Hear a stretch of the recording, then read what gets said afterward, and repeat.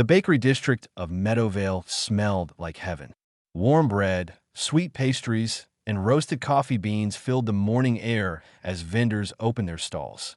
Children ran between the shops while their parents haggled over prices. Nobody noticed the shadow that fell across the marketplace until the screaming started. Arcturus descended from the sky like a falling mountain. His obsidian scales caught the sunlight, sending golden reflections dancing across the cobblestones. Each wing beat sent dust and debris swirling through the market square. When his claws touched the ground, the impact cracked the stone beneath him. He stood 3 stories tall, ancient and terrible, with eyes that burned like dying stars. The marketplace emptied in seconds. Vendors abandoned their stalls. Customers dropped their purchases and ran. Even the brave ones who had faced pirates and raiders took one look at the Dragon King and fled. Within moments, the bustling square became a ghost town. All except one stall. Walter continued arranging croissants in neat rows.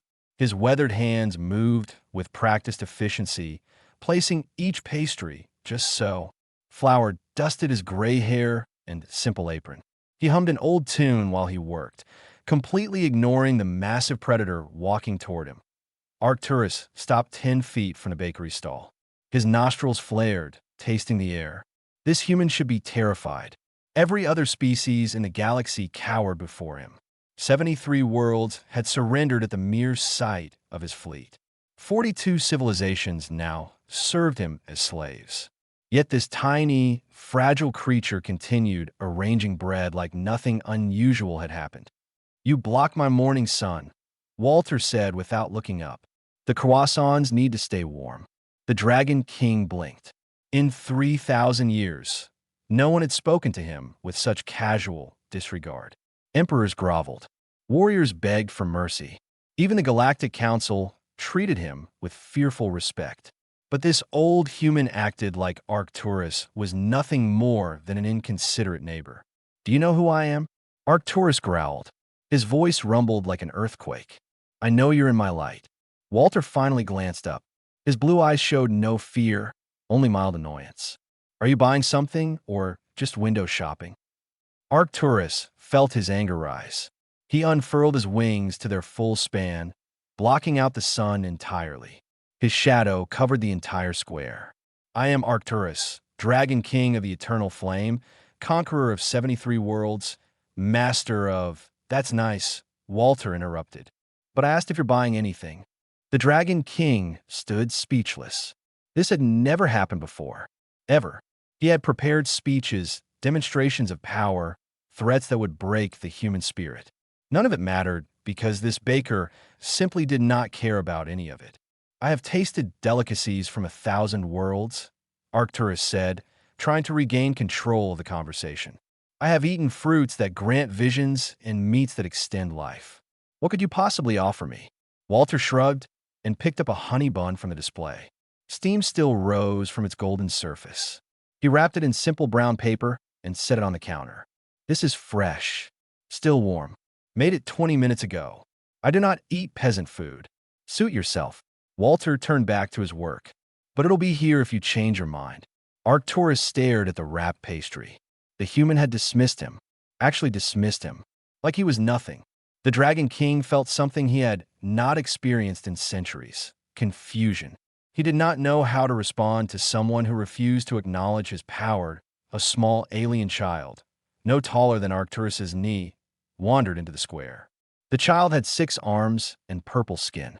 It walked right up to Arcturus and grabbed his tail with 2 tiny hands. "Pretty," the child squeaked. The child's mother rushed over, her multiple arms waving in panic. "I'm so sorry, Great One. Please forgive my daughter. She doesn't understand, it's fine," Walter called from his stall. He chuckled softly. Everyone's curious about new visitors. No harm done. Arcturus looked down at the child still clinging to his tail. She smiled up at him with innocent joy. When was the last time someone had approached him without fear? He could not remember. The mother scooped up her daughter and hurried away, apologizing repeatedly.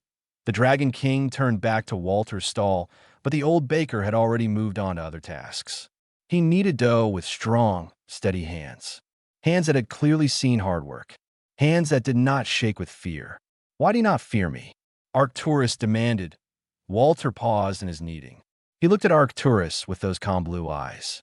"I've seen scarier things than dragons. Impossible. I am the apex predator of the known galaxy." "Maybe." Walter went back to kneading. "But you've never seen a sourdough starter go bad. Now that's terrifying." Arcturus felt his rage building again. This human mocked him, disrespected him, treated him like he was ordinary.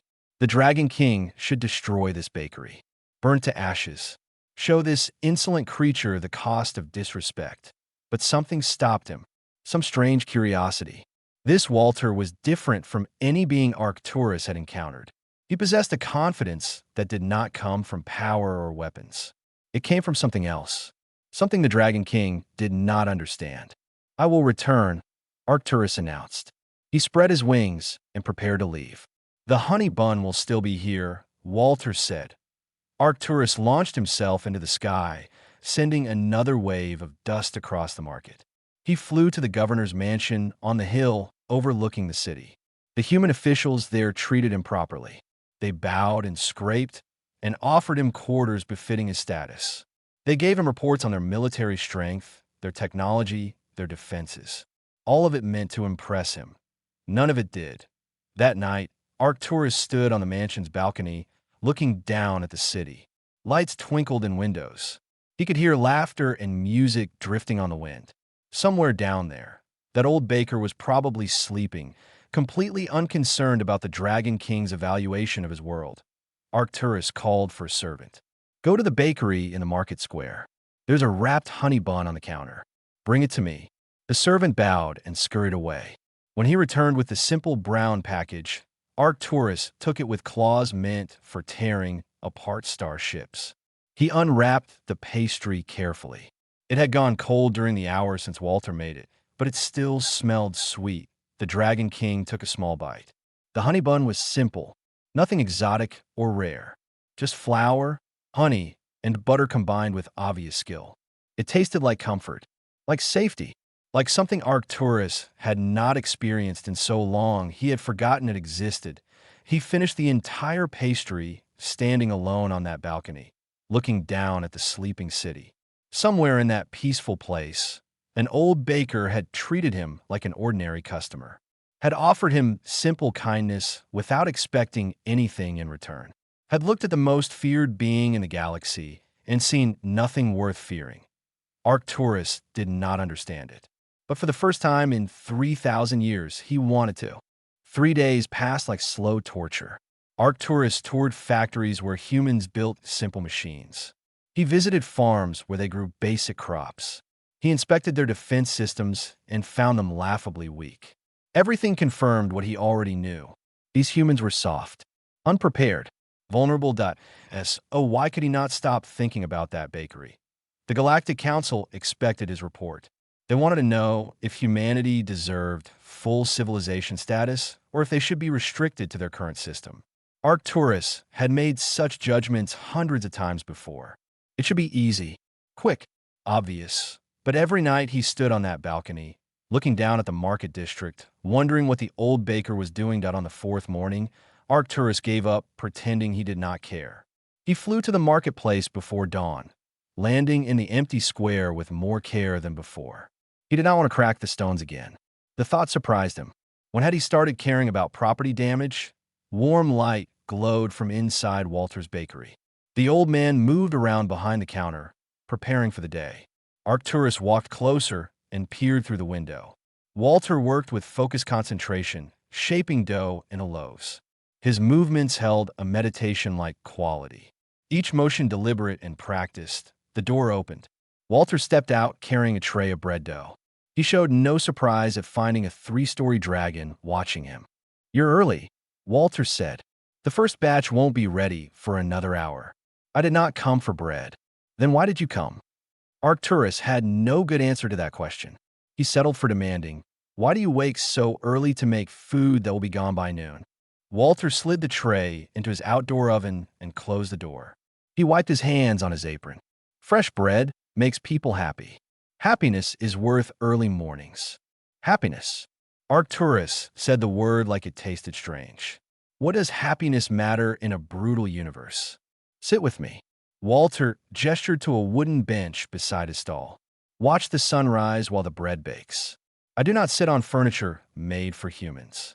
Then stand. I don't care either way. Walter sat down and leaned back against the wall. He closed his eyes, enjoying the cool morning air. Arcturus stood there, uncertain. He could destroy this entire city with a thought. He commanded armies that spanned galaxies. Yet this old baker had somehow taken control of their conversation again. The Dragon King found himself staying, watching the sky lighten from black to deep blue to pink. I lost my wife and daughter 10 years ago, Walter said quietly. His eyes remained closed. Plague took them both within a week. I thought about giving up, thought about joining them. Spent months wishing I had died too. Arcturus said nothing. He did not know why the human was telling him this. Baking saved me, Walter continued.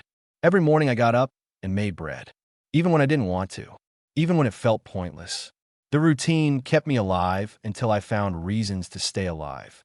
What reasons could possibly matter after such loss? Walter opened his eyes and looked at Arcturus. Feeding people, making them smile, being useful. Turns out those things matter more than I thought. Weakness, Arcturus said. Attachment leads to pain. Better to conquer than to care. What have you conquered? Walter asked. 73 worlds. 42 species in servitude. Fleets that know. Walter shook his head. What have you conquered? For yourself. What has all that power brought you? The question hit Arcturus like a physical blow. He opened his mouth to answer, then closed it. What had his conquest brought him? Fear from others. Isolation. Empty victories that felt hollow the moment they were won. But he had never admitted that to anyone.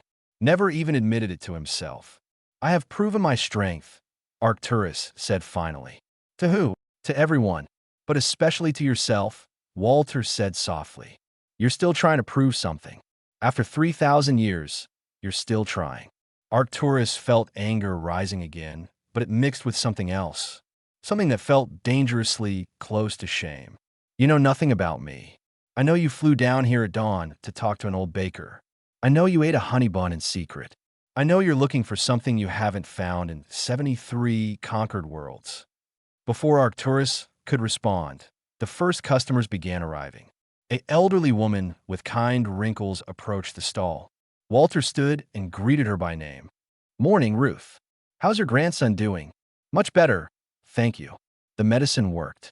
Walter wrapped up extra pastries and handed them to her. These are for him. Growing boys need good food. Walter, I can't afford, considered a welcome home gift. Walter smiled. Tell him we're glad he's feeling better. Ruth's eyes filled with tears. She hugged Walter and hurried away before she started crying properly. More customers arrived in a steady stream. Walter greeted each one personally. He knew their names, their families, their struggles and joys.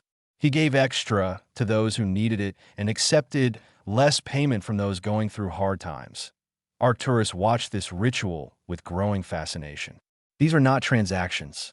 They were relationships, connections built over years of small kindnesses. The old baker had created a community around his simple stall. Help me for an hour, Walter said suddenly. Hand out bread. See what it feels like. I do not serve others. No one's asking you to serve. Just help. There's a difference. Arcturus wanted to refuse. Should refuse. Dragon Kings did not hand out pastries to random civilians. But something in Walter's steady gaze made him stay. Made him want to understand what the old baker saw in this daily routine. Fine, Arcturus growled. 1 hour. Walter showed him how to wrap the bread in paper, how to hand it to customers gently so his claws did not tear the packaging. The first few attempts were disasters. Arcturus crushed a loaf, ripped through 3 bags, nearly dropped a whole tray. But then a small human child approached. She looked up at Arcturus with wide, curious eyes. Are you a dragon? She asked. Yes. That's cool. She held out a coin. Can I have a cinnamon roll? Arcturus carefully selected a roll and wrapped it. He handed it to the child with exaggerated caution. She took it and smiled so brightly it made something twist in his chest. "Thank you, Mr. Dragon." She skipped away, already eating the roll. Arcturus stared after her. When was the last time someone had thanked him? Really thanked him, not out of fear, but out of genuine gratitude? He could not remember. The hour passed quickly. More customers came and went. They treated Arcturus with polite curiosity rather than terror. They asked about his scales, his wings, his home. They shared their own stories without being asked. By the end, Arcturus knew about Ruth's sick grandson, about a young couple planning their wedding, about a student struggling with exams. He knew their names, their lives, their small hopes and fears. When a morning rush ended, Walter poured 2 cups of coffee. He handed one to Arcturus, who took it awkwardly in his massive claws. "Tomorrow I'm baking memorial bread," Walter said, "for families who lost people during the early terraforming. It's a service we do every year. You should come. If you want to understand humans, that is." "Why would I want to understand you?" Walter smiled. "Because you're still here. Because you came back. Because some part of you knows there's more to strength than conquest." Arcturus wanted to argue, wanted to insist Walter was wrong. But the coffee was warm, and the morning sun felt pleasant, and somewhere in his ancient heart, he knew the old baker spoke truth. "I will consider it," Arcturus said. "Good enough." Walter raised his cup in a small salute. "Same time tomorrow if you want to help again." Arcturus flew away without answering. But the next morning before dawn, he found himself landing in that square again. Walter was already there, preparing dough, completely unsurprised to see him. The memorial garden sat on a hill overlooking Meadowvale's capital. Trees planted by the first colonists provided shade over stone benches and walking paths. In the center stood a wall carved with 53 names. People who had died building this world, making it safe, turning hostile rock into livable land. Arcturus arrived as the sun climbed toward noon. He had never attended a memorial service before. In his culture, the dead were forgotten. Weakness was eliminated from the gene pool. Those who fell in battle received no honors because they had proven themselves unworthy of remembering. But humans gathered their dead close even after death. Families filled the garden, dressed in their best clothes.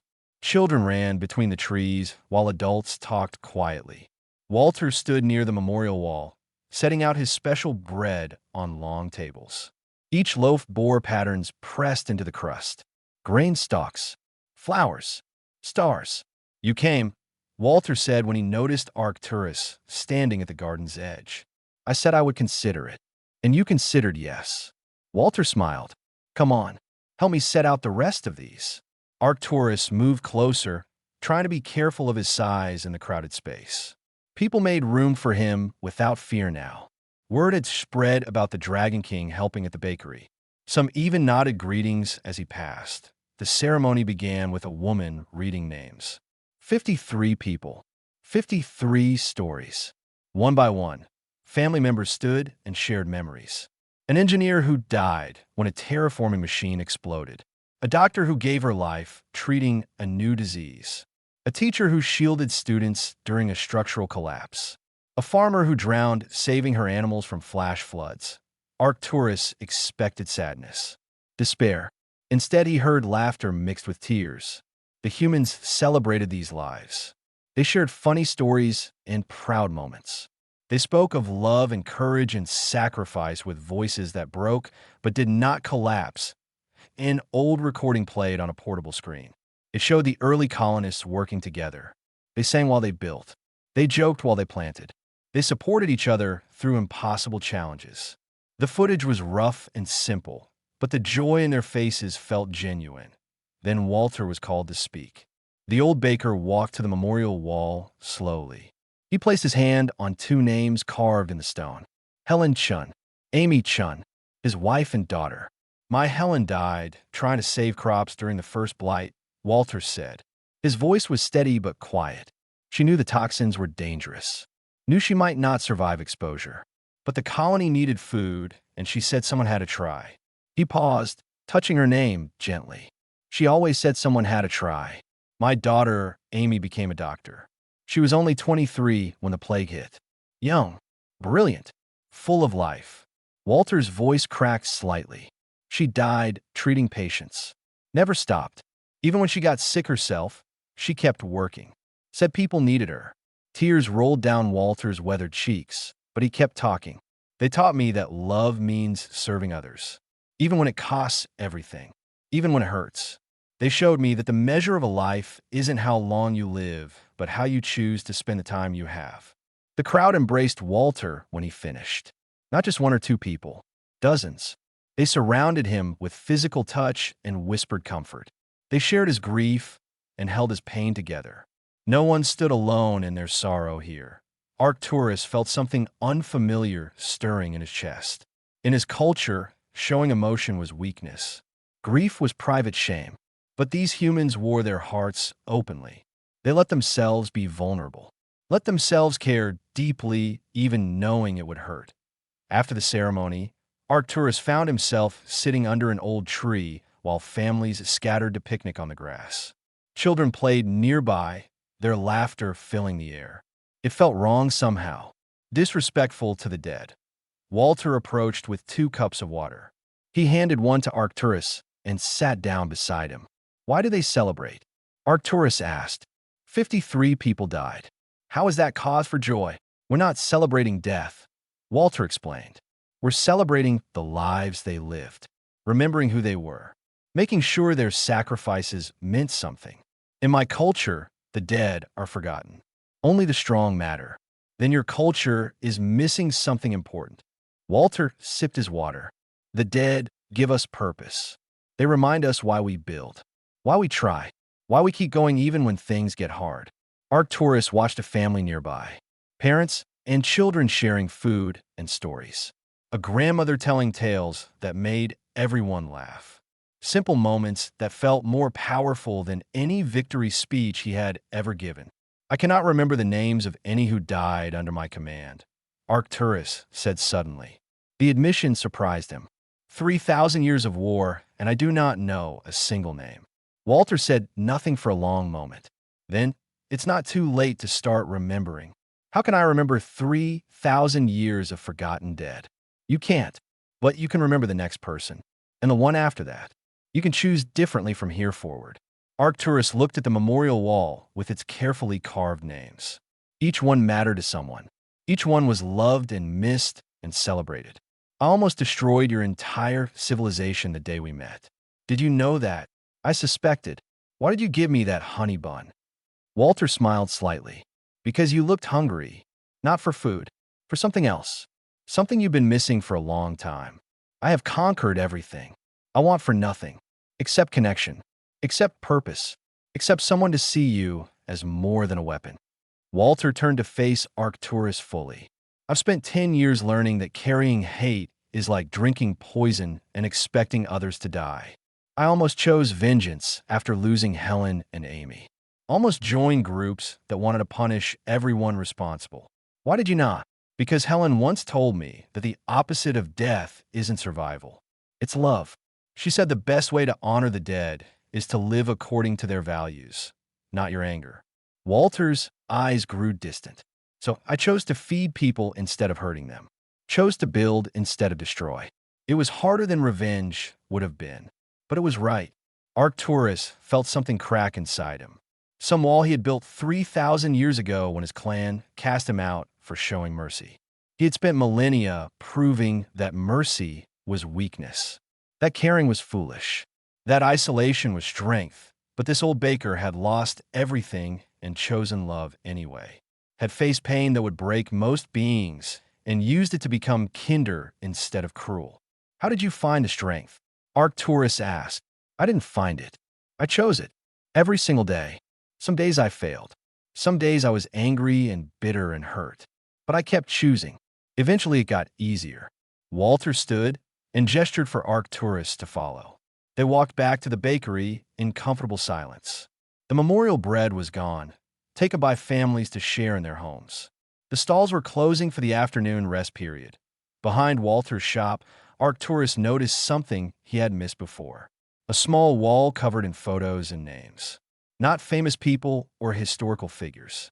Just ordinary faces with ordinary names. Friends Walter had lost. customers who had passed away, people who mattered to this one old baker. Below the photos, carved into the wood, they taught me that the opposite of death is not survival, it's love. Walter took a napkin from his pocket and pulled out a pen. He began writing slowly, his handwriting careful and deliberate. When he finished, he folded the napkin and handed it to Arcturus. "Read this when you're alone," Walter said. "Really think about it. Then decide what you want to do next." Arcturus took the napkin carefully. It weighed nothing, but it felt heavy in his claws. "What if I do not like what it says? Then you'll keep doing what you've always done. But at least you'll know there was another choice." That night, in his quarters at the governor's mansion, Arcturus finally unfolded the napkin. The message was simple, written in plain language that somehow cut deeper than any weapon ever had. "You have conquered everything except your own loneliness. What if strength meant building instead of breaking?" Arcturus read it again, then again. He read it until the words blurred and his claws trembled. No one had spoken to him with such direct truth in 3,000 years. No one had seen past his power to the emptiness beneath. The Dragon King, conqueror of 73 worlds, master of 42 species, began to weep. He wept for the centuries of isolation, for the lives taken in pointless conquest, for the empire built on fear instead of love, for all the years spent proving a point he could not even remember anymore, that he wept until he had no tears left. Then he sat in the darkness, holding a simple napkin, and wondered if an old baker might teach a dragon how to choose differently. Morning came too soon. Arcturus had not slept. He stood on the balcony watching the city wake, the napkin still clutched in his claws. Somewhere down there, Walter was probably already baking, starting another day of simple kindness, building community one loaf of bread at a time, building instead of breaking. The communicator on the desk chimed with urgent insistence. Arcturus knew who it was before he answered. The Galactic Council appeared on the screen, their 12 faces arranged in stern judgment. "Arcturus," the lead counselor said, "we require your evaluation of humanity. You have been on Meadowvale for over a week. This is highly irregular. I need more time." Silence filled the communication line. The counselors exchanged confused glances. In 3,000 years, Arcturus had never needed more than 3 days to judge a species. Usually he decided within hours. "More time." The counselor's voice sharpened. "You have assessed entire civilizations in less time. What makes these humans so difficult to evaluate? They are complicated. They are weak. We have reviewed their military capacity. Their technology is centuries behind standard. Their defenses could not stop a minor raid. Surely you see they require strict limitations on expansion." Arcturus looked at the napkin in his claws. "Strength is not only measured in weapons." "What did you say?" "I said I need more time." Arcturus disconnected the communication before they could argue.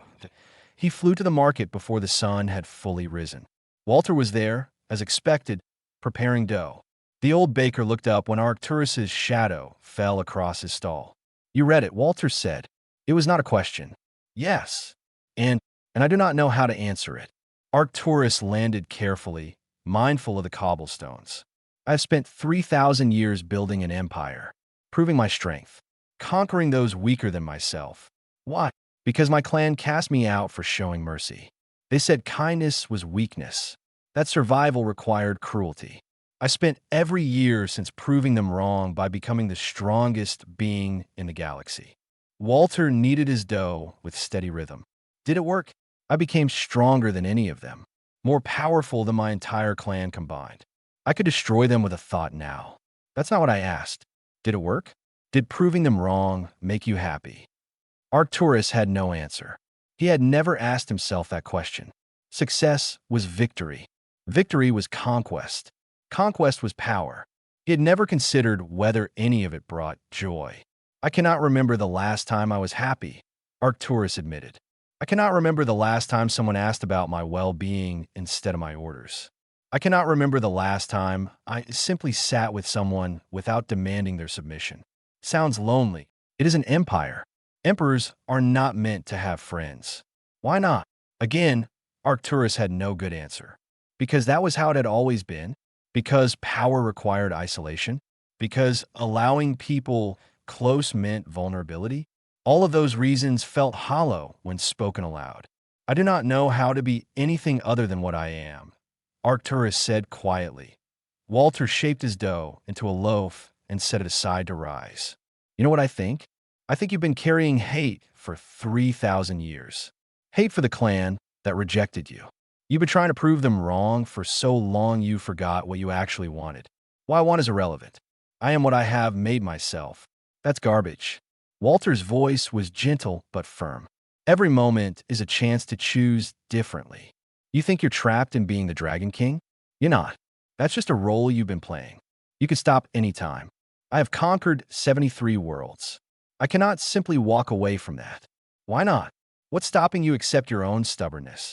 Arcturus wanted to argue, wanted to list all the reasons why change was impossible.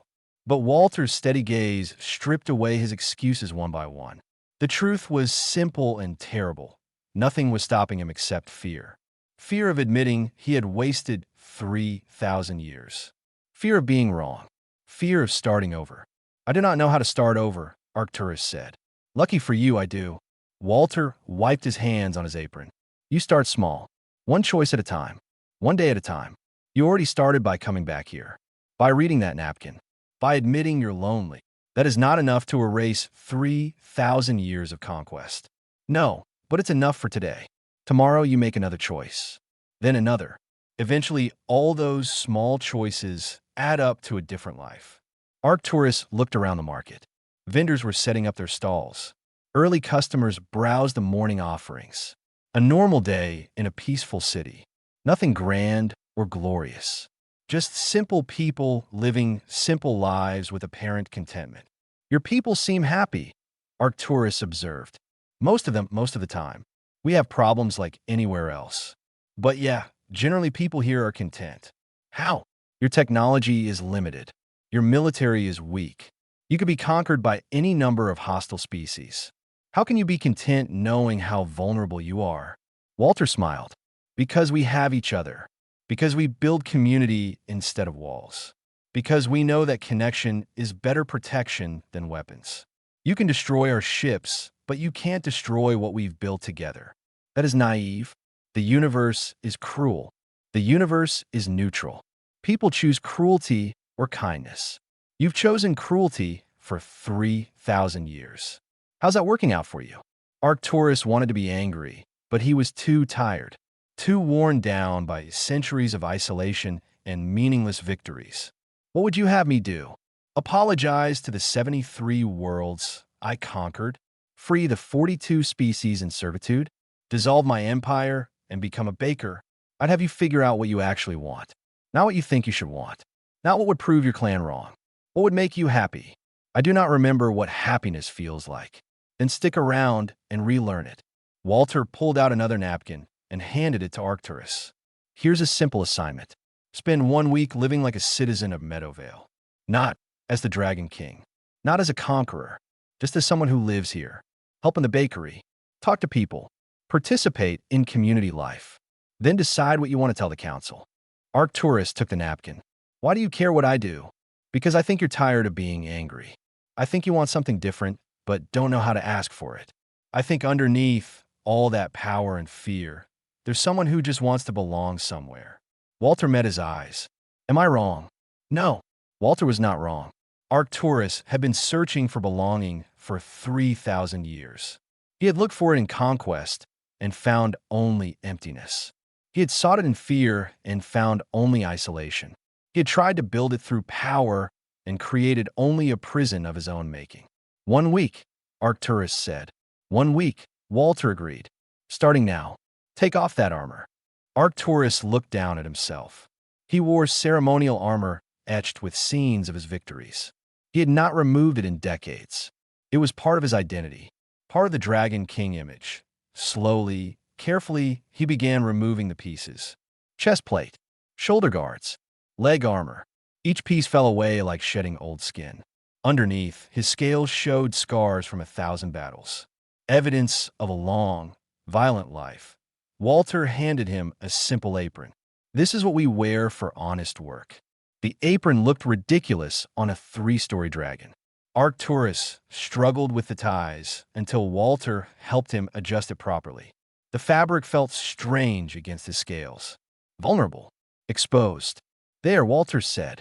Now you look like someone ready to learn. I look ridiculous. You look approachable. Big difference. Walter gestured to the morning dough. Come on, I'll teach you how to knead bread properly. You crushed the last batch. Arcturus moved to the work table. His claws were meant for tearing metal, not shaping dough. But he tried. He watched Walter's practiced hands and attempted to copy the motion. He failed. The dough stuck to his scales. His claws left deep gouges. Gentler, Walter coached. Bread responds to patience, not force. Arcturus tried again and again. Slowly, clumsily, he began to feel the rhythm Walter showed him. Push and fold. Turn and press. The dough started to smooth out under his careful attention. Better, Walter said. You're learning. For the first time in 3,000 years, those words made Arcturus feel proud. Not because he had conquered something, but because he had created something simple and good that would feed people and make them happy that he spent the rest of the morning learning to bake. He burned 2 loaves and dropped 3 more. But by noon, he had made 1 acceptable loaf of bread. Walter placed it in the display with the others that a young girl bought it an hour later. She smiled at Arcturus and said thank you. The Dragon King, conqueror of 73 worlds, felt his heart swell with unfamiliar joy. 0.7 days passed like a dream. Arcturus woke before dawn each morning and flew to the bakery. He wore his simple apron instead of his armor. He learned the names of regular customers. He discovered that Mrs. Patterson liked her bread sliced thick and Mr. Kim preferred his rolls extra crispy on the second day. A teenager taught him a clapping game while they waited for bread to rise. Arcturus fumbled with the rhythm at first, his massive claws struggling with the quick patterns. But the teenager laughed with him, not at him, and kept teaching until Arcturus got it right. On the third day, an elderly woman named Dorothy shared her soup recipe. She insisted Arcturus write it down, saying every baker needed to know good soup. He had conquered civilizations, but he carefully copied her handwriting onto a card he kept in his apron pocket. On the 4th day, a young couple asked his advice about an argument. They were planning their wedding and could not agree on the location. Arcturus listened to both sides and suggested they choose a place meaningful to their relationship rather than what looked impressive. They hugged him when they left, their argument forgotten in favor of remembering their first date location. On the 5th day, children drew pictures of him, not as the terrifying Dragon King, but as Mr. Arcturus who makes bread. They gave him their artwork, and he did not know where to put it all. Walter found him that evening, carefully organizing the drawings by date. The old baker said nothing, just smiled. On the 6th day, someone invited him to a poetry reading at the community center. Arcturus had never attended a poetry reading, never thought about poetry at all, but he went and listened to ordinary people share their thoughts and feelings through verse. Some poems were good, some were terrible.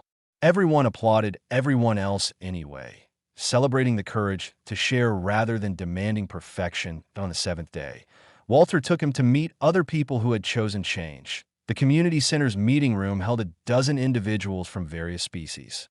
They sat in a circle, cups of tea and coffee in hand. Walter made introductions. This was David, former soldier turned elementary teacher. This was Chris, who spent 20 years in prison for violent crimes and now counseled troubled youth. This was Rebecca, who overcame addiction and ran support groups for others fighting the same battle. Each person shared their story. Each had faced darkness and chosen light. Each had rebuilt their lives one small choice at a time. They spoke honestly about their struggles and failures, about backsliding and doubt and hard days when old habits called loudly. But they also spoke about redemption, about second chances, about communities that believed in transformation rather than permanent judgment, about humans who saw potential instead of only past mistakes. How do you trust them? Arcturus asked. How do you let a violent criminal work with children? How do you let an addict help others when they might fail again? Walter answered.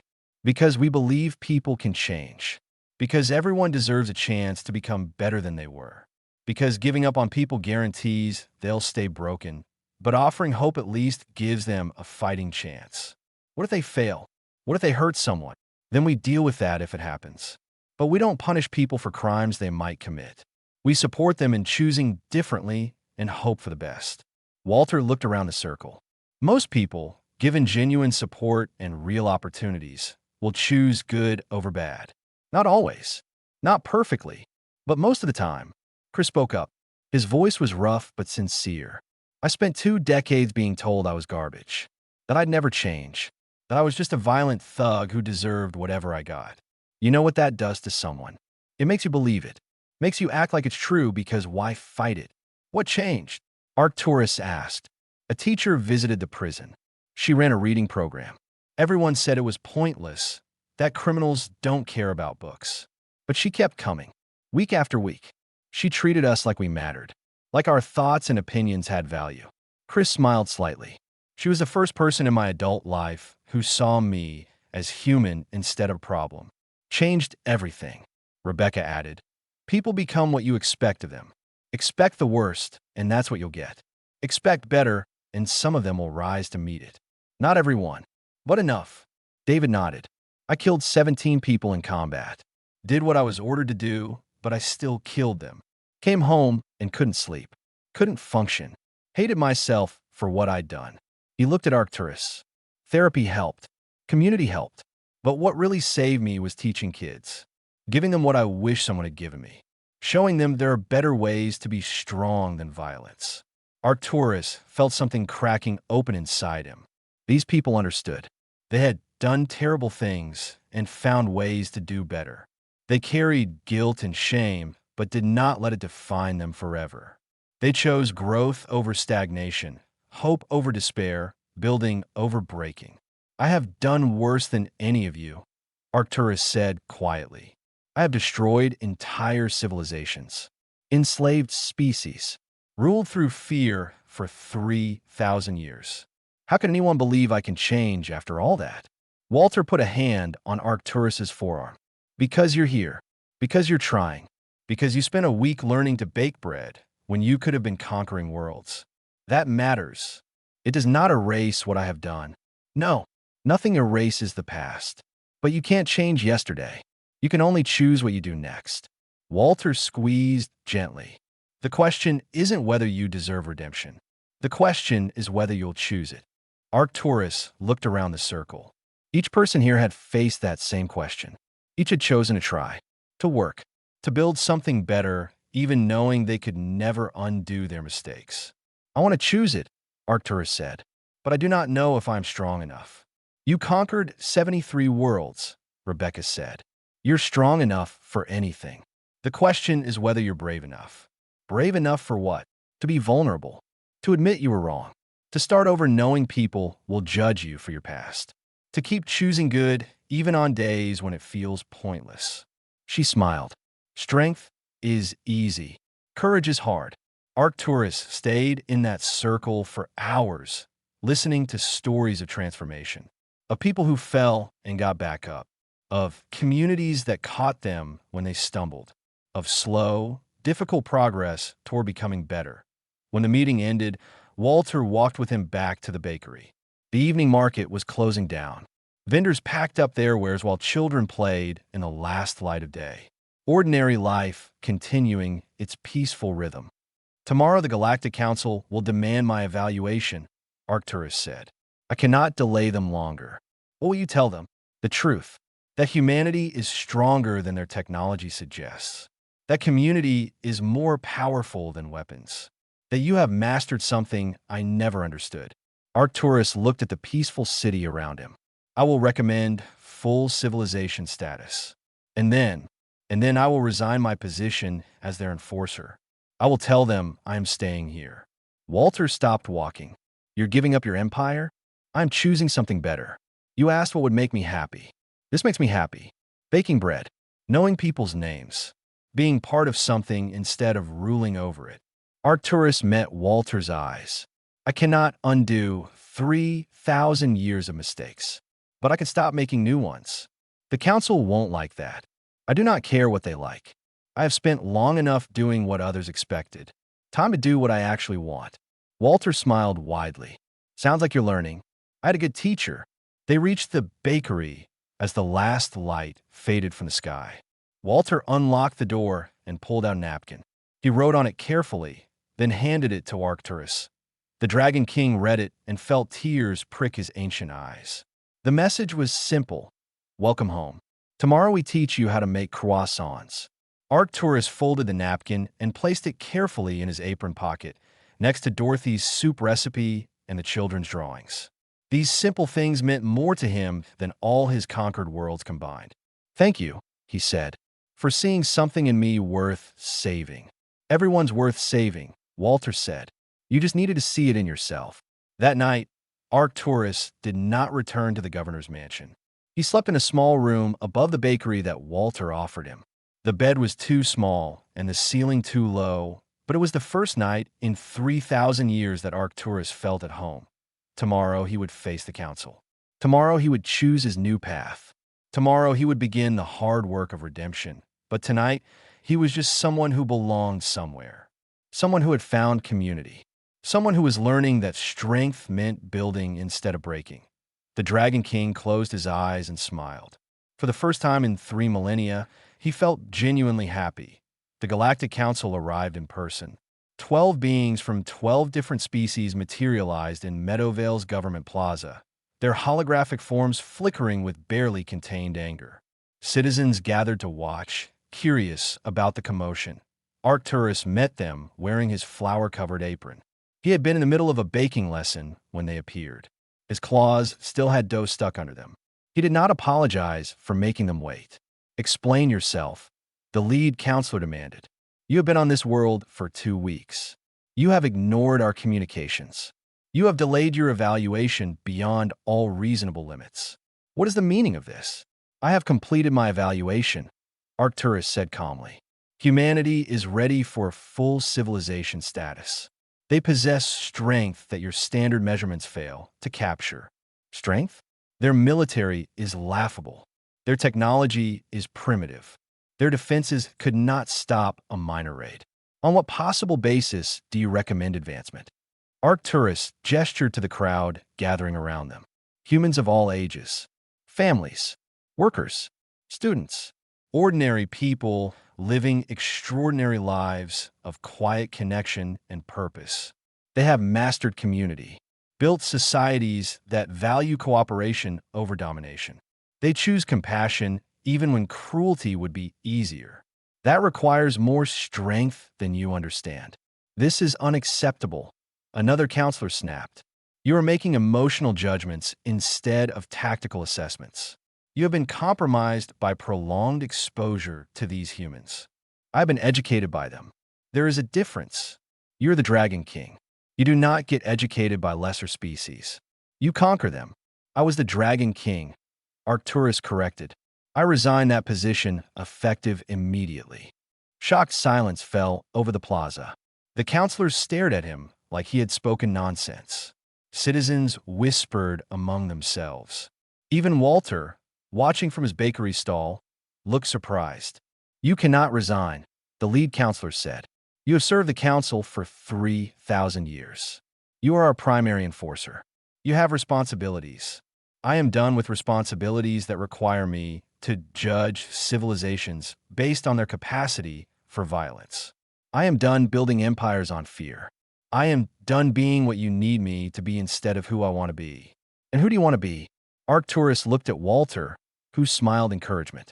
I want to be someone who builds instead of breaks. Someone who belongs somewhere. Someone who has friends instead of subjects. He turned back to the council. I'm staying on Meadowvale. Permanently. The counselors erupted in argument. They shouted about duty and honor and obligations. They threatened consequences. They demanded he reconsider. Arcturus listened to it all with calm patience he had learned from watching Walter handle difficult customers. When they finally ran out of words, Arcturus spoke. I have conquered 73 worlds for you. I have served for 3 millennia. I have been your weapon and your enforcer and your judge. I think I have earned the right to retire. You abandon everything you built, one counselor said. Your empire, your legacy, your power. For what? To bake bread in a marketplace. Yes, exactly that. Arcturus smiled. Because baking bread makes me happy. Because knowing my neighbors' names matters more than controlling star systems. Because I finally understand that the opposite of death is not survival. It is love. The council stood in stunned silence. They had no protocols for this situation. The Dragon King did not retire. The Dragon King did not choose peace over power. The Dragon King certainly did not quote philosophy learned from an elderly baker. This is not over, the lead counselor warned. We will return. We will discuss this properly. You know where to find me, Arcturus said. I will be at the bakery, learning croissants. The council's holographic forms flickered out, leaving the plaza in sudden quiet. Then someone started clapping, then another.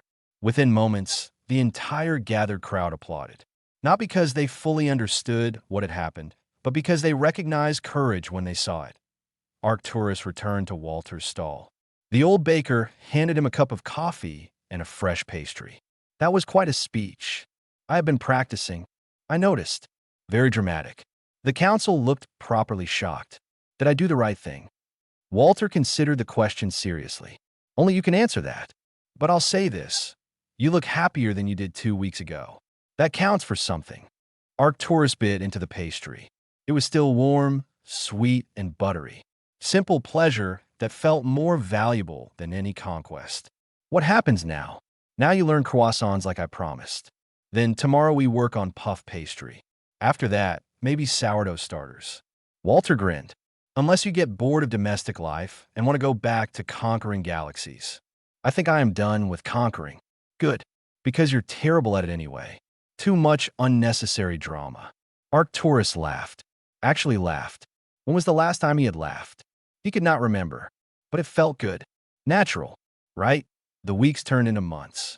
Arcturus settled into life on Meadowvale like he had always belonged there. He improved at baking. His croissants became popular. Children no longer ran from him but toward him, knowing he always had treats to share. Adults greeted him by name in the streets. Former enemies came to see if the rumors were true. Warriors from species he had conquered arrived, expecting a trap.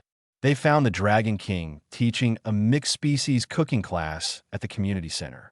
They watched in disbelief as he patiently explained the difference between folding and kneading to a group of enthusiastic students. Some stayed. Some left shaking their heads. A few joined his classes. Arcturus opened his own stall next to Walter's. He specialized in fusion cuisine, combining dragon traditions with human techniques. His spicy flatbreads became famous across the sector. People traveled from other worlds just to try the bread made by the reformed Dragon King. He made mistakes. Some days he burned entire batches.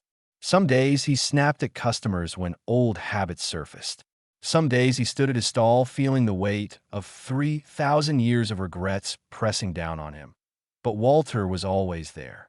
The old baker never judged, never reminded him of his past, just offered quiet support and occasionally terrible jokes that somehow made everything feel lighter. A year after his arrival, a young dragon appeared in the marketplace.